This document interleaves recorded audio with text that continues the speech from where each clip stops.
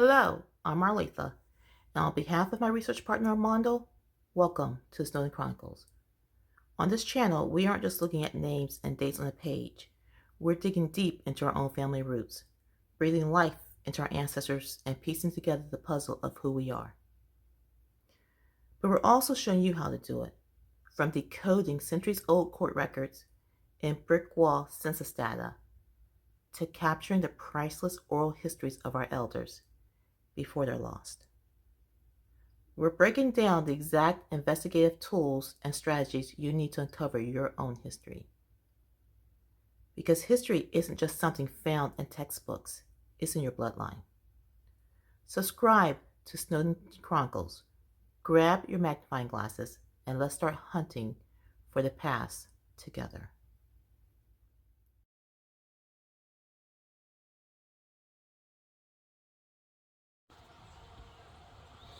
Okay, so somewhere out there is my ancestor. They had his name wrong, but I had the paperwork, so they realized him as William Moss, but it's William Morse. Left him with the paperwork, and they gave me grave number 11844. I am going to go now find my ancestor.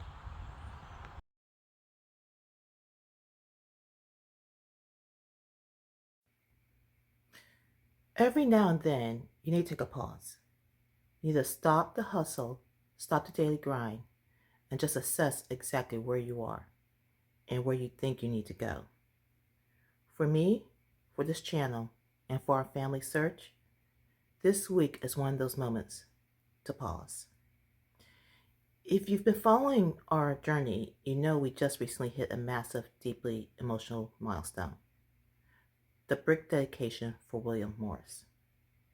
We laid a single brick in his honor at the Plymouth Civil War Memorial Park in Washington County, North Carolina.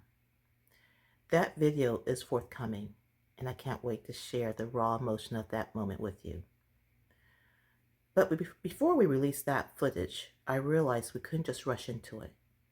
We needed to take a breath and acknowledge exactly how we got here. Now, I've been doing this research for about 18 years. And don't worry, I'm not going to drag you all the way back to day one. But today, I want to focus on a pivotal 5-year window. I want to tell you the story of how a single line in an old document completely shattered our assumptions, rewrote our family tree, and ultimately led us to laying that brick for a man who gave everything for freedom.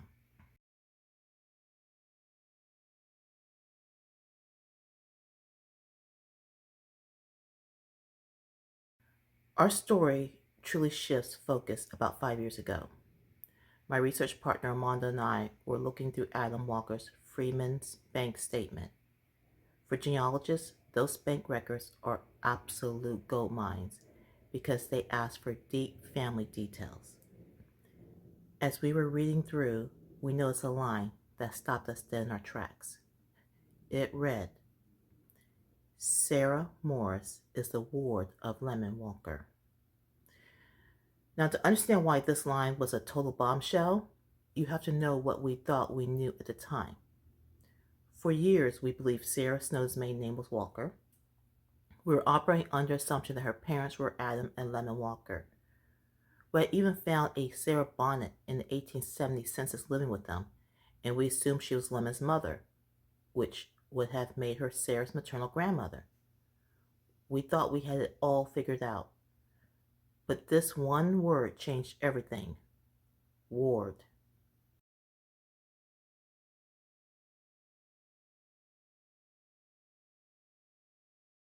If Lemon Walker was Sarah's guardian, then Adam and Lemon weren't her parents.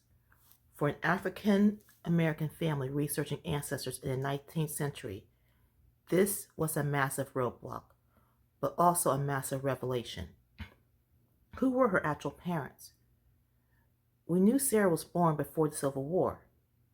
Our family lore always held that Curl Snowden was born free, but Sarah was born enslaved.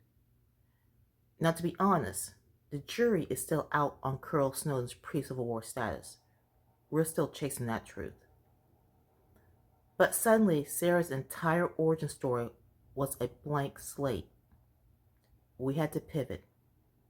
We had to let go of the Walker line as her biological parents and look for the name Morse. When you hit a wall like that, you have two choices. You can stall out or you can go for broke. Armondo and I decided to go for broke. We logged into Ancestry.com and started digging into North Carolina state paperwork, throwing everything we had at the search bar. And right there on the screen, we made a massive breakthrough. We located William's actual estate papers, which were filed right in New Bern, North Carolina. Finding those papers in New Bern gave us the exact momentum we needed. With the fire lit under us, we immediately pivoted on the Ancestry to look for the next logical step. The 1860 federal census to see where this family's journey actually began. Now let's pause and talk context for a second. If you find an African American family listed by name in 1860 census, it means they were considered freeborn. Enslaved ancestors were not listed by name in the regular 1860 census. They were hidden away as mere numbers in the slave schedules. So finding a black family with a surname 1860 is rare, precious, and incredibly major. And folks, we hit absolute pay dirt. There they were, right next to the state records on the Ancestry. The 1860 census popped up and we found Sarah and William Morse listed with their actual biological parents, Malachi and Prudence Morse, along with their siblings. Seeing those names typed out by a census taker 166 years ago changes you. The record gave us a vivid, beautiful snapshot of who they were. The father, Malachi Morse, was a blacksmith. They were living in Mackey's Ferry, North Carolina. Blacksmiths were highly skilled, vital members of any community, especially near a busy ferry hub. Then we looked at the kids. William Morse, at just 20 years old, was listed as a shinglemaker. Now, shinglemakers back then had a very specific nickname. They were called swampers. Why? Because they spent days, weeks, months deep in the unforgiving coastal swamps of North Carolina, harvesting cypress and cedar trees to handcraft shingles. It was a brutal, exhausting, dangerous work. Right below William was Joseph, age 15, listed as a day laborer. And then the younger siblings whose records didn't indicate employment yet: Isaac, who was 13, Betsy, age 9, Wilsey, age 7, Sarah, age 5, and the baby of the family, Prudence, who was just 1 year old. In one single research breakthrough, we went from knowing nothing about Sarah's parents to having a full, multi-generational household of free black ancestors living on the North Carolina coast on the eve of the Civil War. But history never stands still. Within 3 short years, the evidence shows us that this entire family left Washington County. The Civil War was raging right outside their door. While the normal flow for displaced or fleeing black populations was to head toward the safe haven of Roanoke Island, we know for a fact that Malachi, William, and Sarah ended up further south in New Bern, North Carolina. New Bern had been occupied by the Union forces early in the war, becoming a massive beacon of freedom and military organization for black North Carolinians. And it was right there in New Bern in mid-May of 1863 that William Morse chose to step out of the swamps and step into history. He enlisted with the 1st North Carolina Colored Volunteers. William wasn't just a laborer anymore. He was a soldier, fighting for the liberation of his people.